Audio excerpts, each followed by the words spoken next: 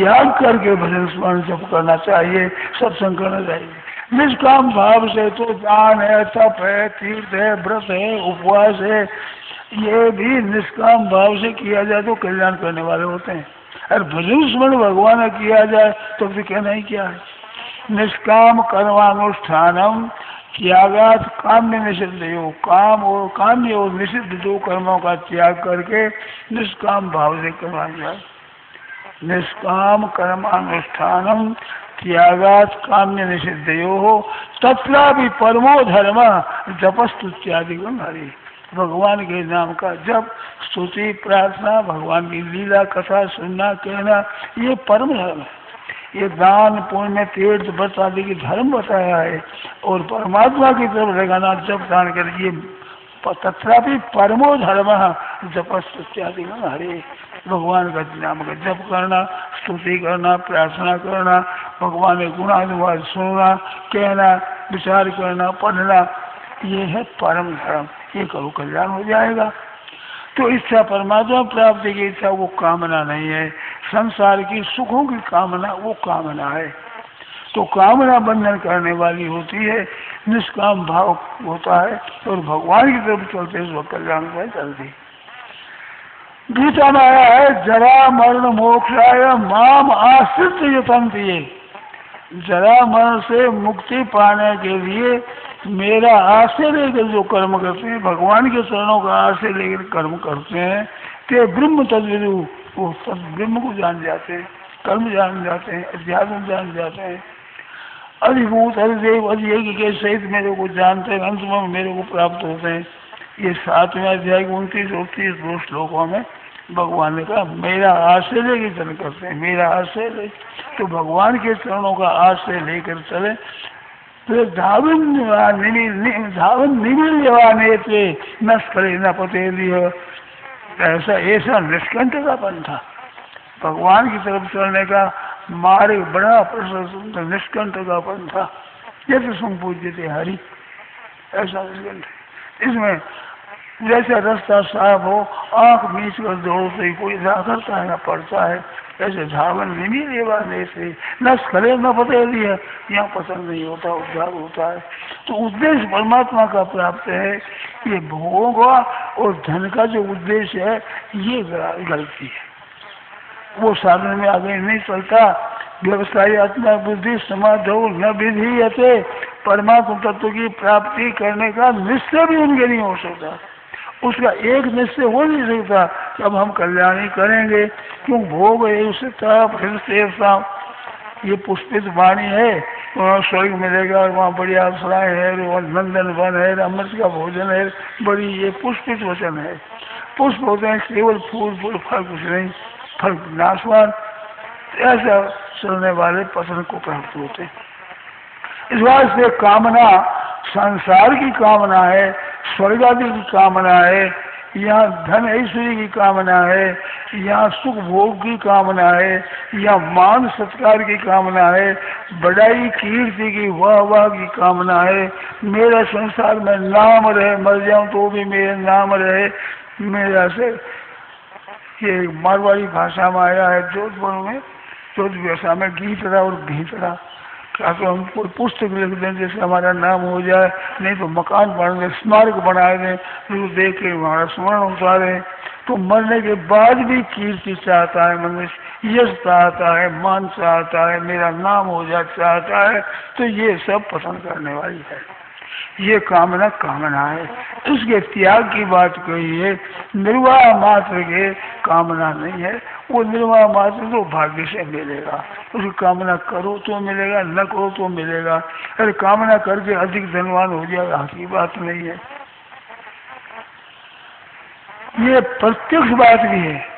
अब ध्यान देकर सुने थोड़ा सा, ये केवल शास्त्रों की बात नहीं है, शास्त्रों की बात तो है ही, मूल तो शास्त्र ही है।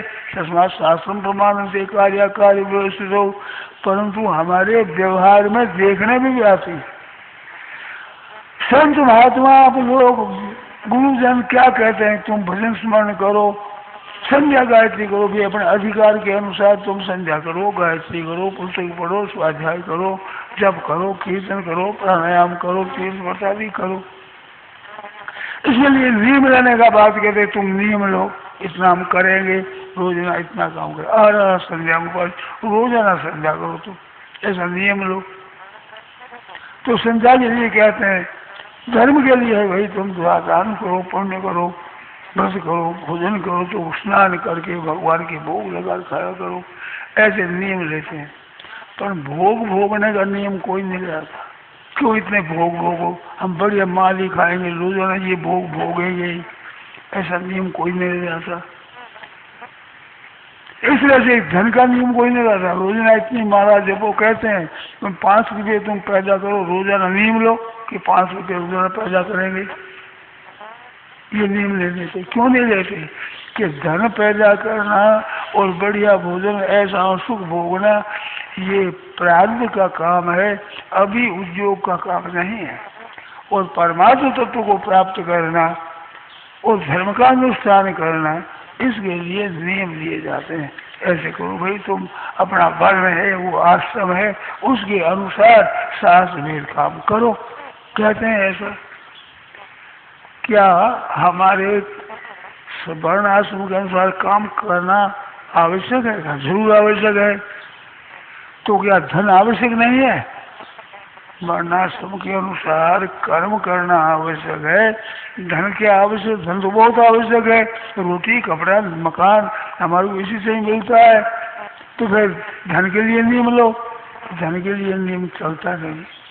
क्यों? धन की प्राप्ति में प्रारब्ध की मुख्यता है, अभी की इच्छा और उद्योग कर्म काम का मुख्य नहीं है।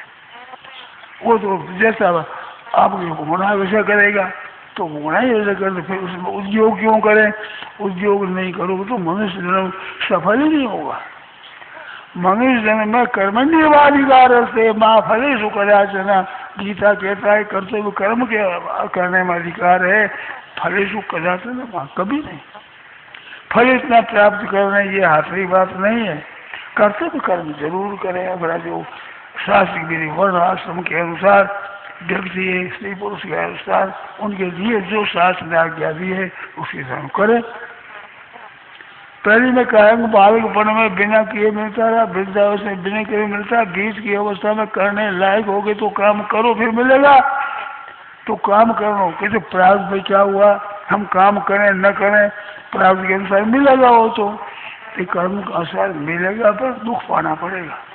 कर्तव्य इच्छुत हो गए ना, कर्तव्य नहीं पालन करोगे तो कष्ट से मिलेगा, मिलेगा जरूर, जीते रहोगे, परंतु अगर ही क्या क्या होगा दशा, आगे दशा बुरी दशा हो जाएगी। इस वास्ते कर्तव्य कर्म करना है अपने। कर्म ये वजह से शरीर यात्रा भी मैं अभी कह कर आया हूँ, बिना कर्म किए सही यात्रा भी नहीं हो। भोजन नहीं करोगे तो कैसे तुम निर्वाह होगा? तो ये काम करना है। तो निर्वाह के लिए शास्त्र की आज्ञा के अनुसार, वर्ण आश्रम के अनुसार हम चेष्टा करो, ये कर्म करो। प्रारब्ध का जो कहना है ये भी एक विशेष ध्यान देने की बात है, आप ध्यान से सुने। प्रारब्ध कर्म के वर्णन का तात्पर्य चिंता रहित होने में है, कर्तव्य रहित होने में नहीं। खास बात है। प्रारब्ध से मिल जाएगा, हम काम क्यों करें, बैठे मिल जाएगा तो मिल तो जाएगा, परंतु वास्तव में प्रारब्ध का तात्पर्य ये नहीं कर्तव्य कर्म न करो, निकम में बैठे रहो, काम मत करो, ये नहीं है। उसका कारण है चिंता मत करो। जैसा वो भाग्य होता है, काम तो करो रात दिन, तस्माद असक्ता सततं कार्य कर्म समाचरो। गीता कहती है आसक्ति रहित होकर निरंतर कर्तव्य कर्म में संभव प्रकार से लगे रहो, अच्छी तरह से लगे रहो। अशुभ तो याचरण कर्म, आसक्ति रहित कर्म करता हुआ परमात्मा को प्राप्त हो जाता है। तो कर्तव्य कर्म करना आवश्यक है। कर्तव्य कर्म के लिए निषेध करने के लिए प्राप्त का तात्पर्य नहीं है। प्राप्त का तात्पर्य चिंता दूर करना। चिंता नहीं करो, चिंता क्यों करो? उस प्राप्त में उतना ही मिलेगा भाई, उद्योग करो उतना ही मिलेगा। समुद्र में मील 2 मील पीछे पानी भरोगे तो लोटा जितना उतना ही पानी आएगा। अगर ऊपर से भरोगे तो कुंडे से भरो उतना ही आएगा, उसमें उतना ही आएगा आएगा। ऐसे प्राप्त के अनुसार काम होगा।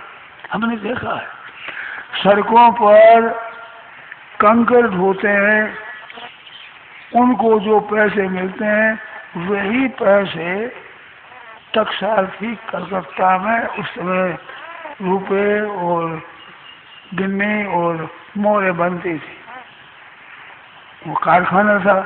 तो सोना और चांदी, और दिन भर लोग वो ढोते थे, तो कंकड़ ढोने वालों को पैसा उतना ही मिलता है, दिन भर सोना ढोने वालों को भी मिलता है। चांदी दिन भर ढोते हैं, रुपयों को इधर रह गया उधर रह गया ढोते हैं, तो उनको ही पैसे उतना ही मिलते हैं, चाहे कंकड़ ढो, पत्थर ढो और चाहे कोयला ढो। अब सोना ढोते हैं, हमारे पैसा अधिक मिल जाए, वहाँ अधिक नहीं मिलेगा, तुम्हारी मेहनत उतना ही मिलेगा।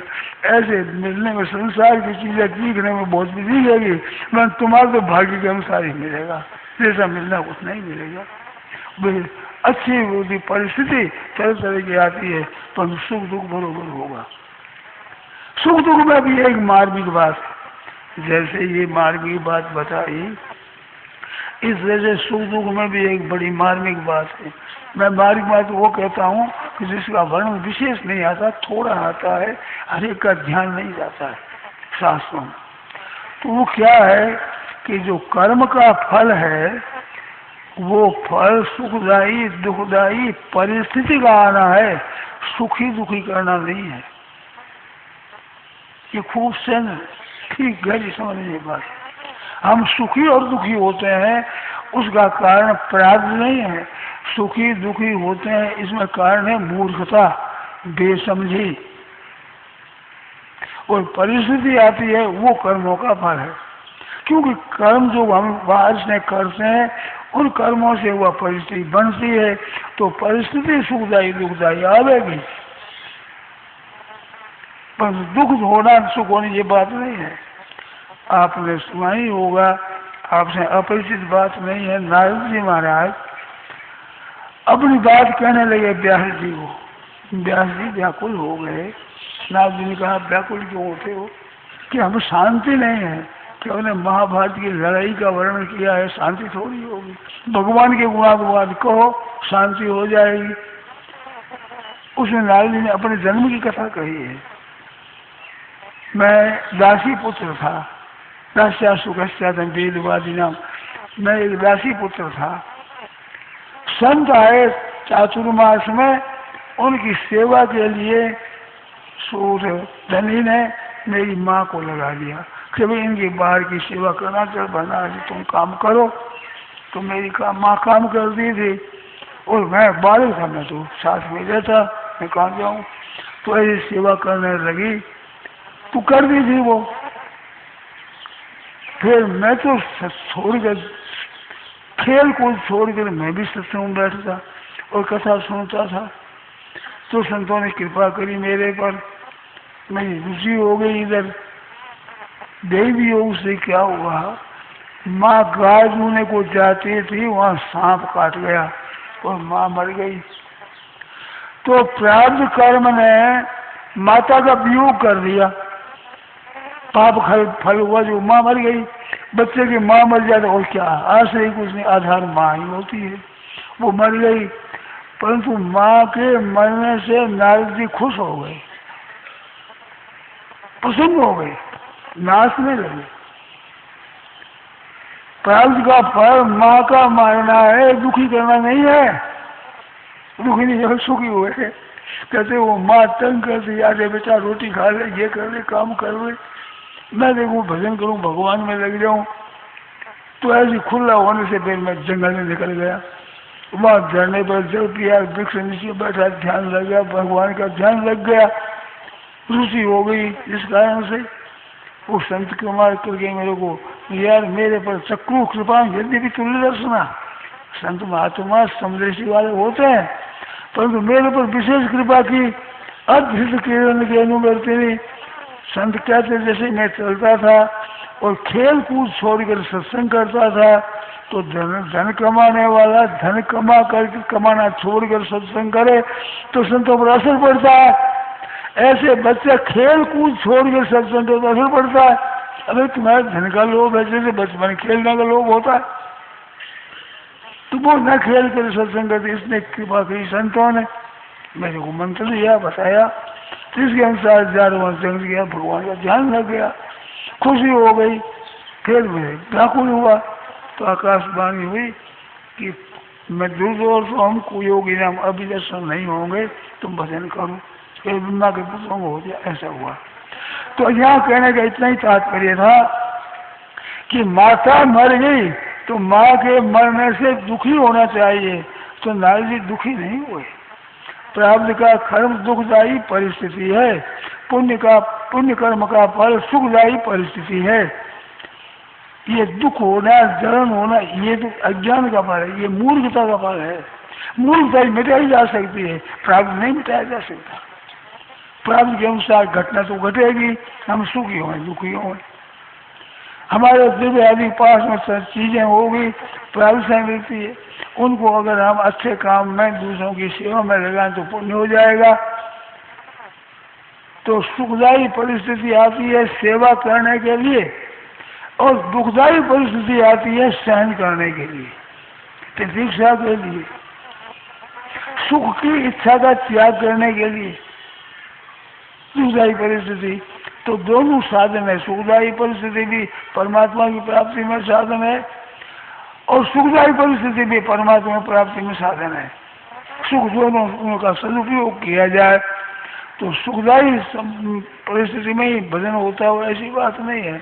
कई लोग ऐसा कहते हैं कि भाई सुखदायी में तो भजन होता है, जब आपत आ जाती है हम भगवान को भूल जाते हैं।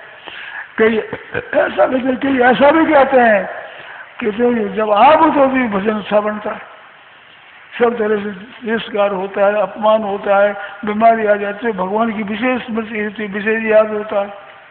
तो दोनों प्रकृतियां अलग अलग है, परंतु वास्तव में दुखदायी परिस्थिति कोई भजन बंद करने के लिए नहीं आती है, भजन की तेजी बढ़ाने के लिए आती है। सुखदायी परिस्थिति भजन करने के लिए आती है। घर के सब मर जाए तो मेरा भजन ध्यान अकेला करो, और घर परिवार बढ़ गया तो सब मिलकर कीर्तन करो। परमात्मा की प्राप्ति मौज से कीर्तन करो, क्यों बहुत बाल बच्चे छोटे बड़े बहुत से हैं, तो सब मिलकर नाचो कीर्तन करो भगवान के नाम का।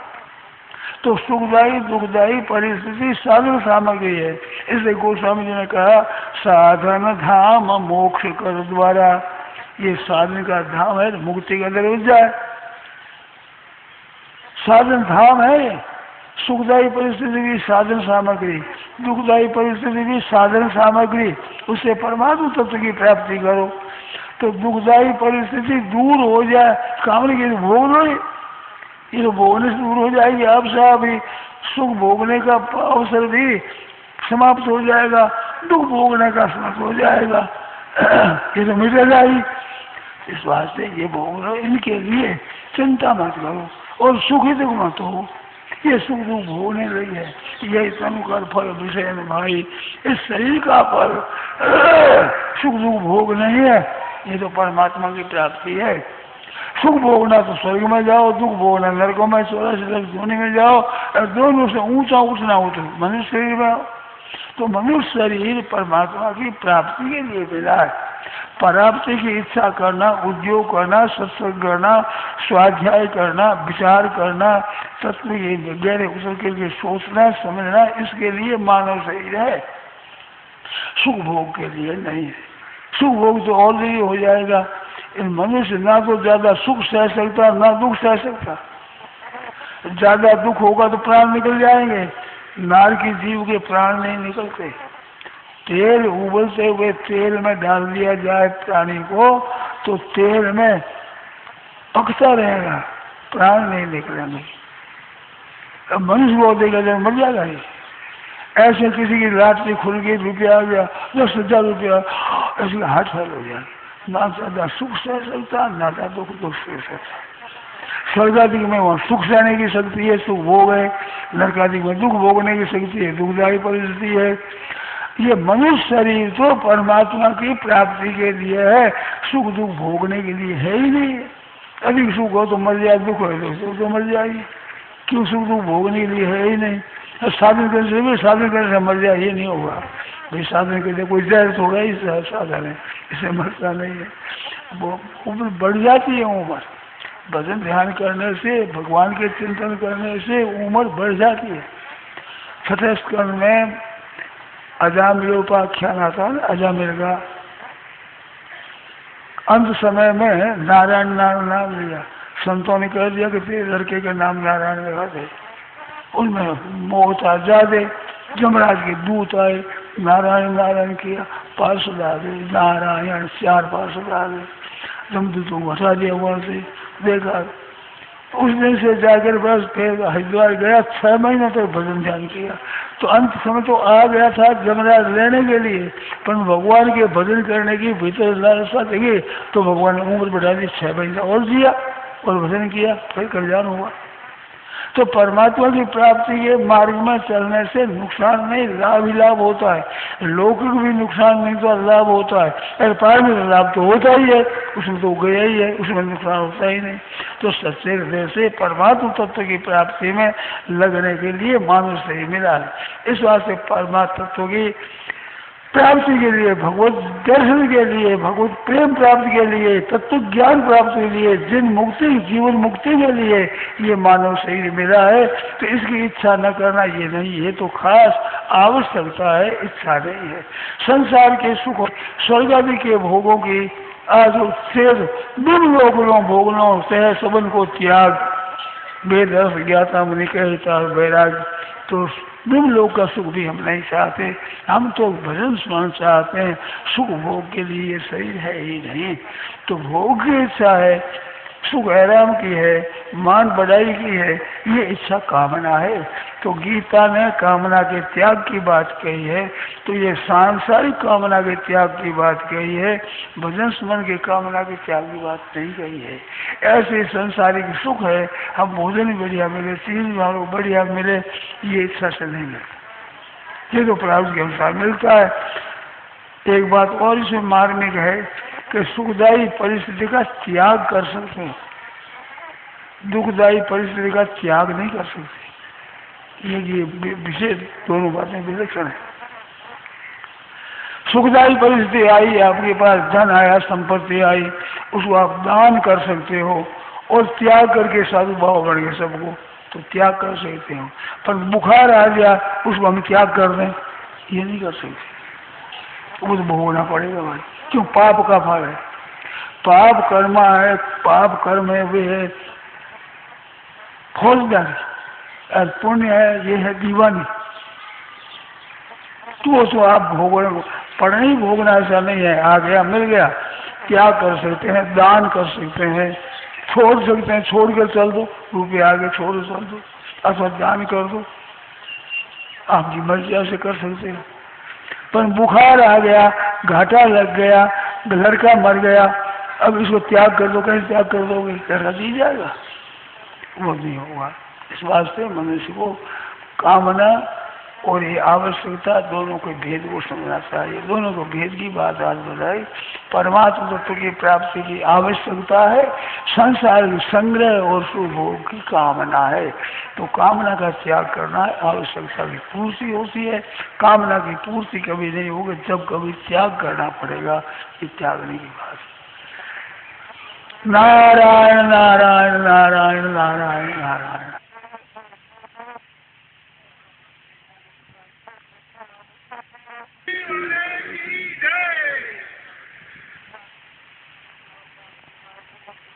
श्री कृष्ण गोविंद हरे मुरारे,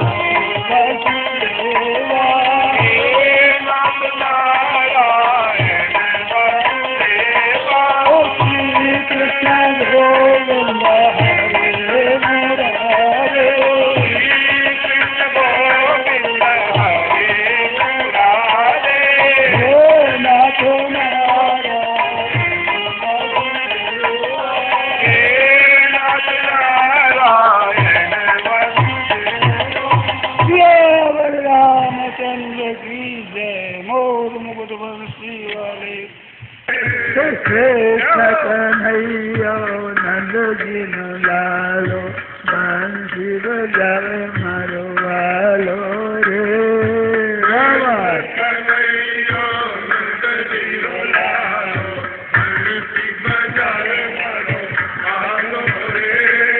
बंसी बजावे वालो गौआ चरावे मुरली सुनावे मारो वालो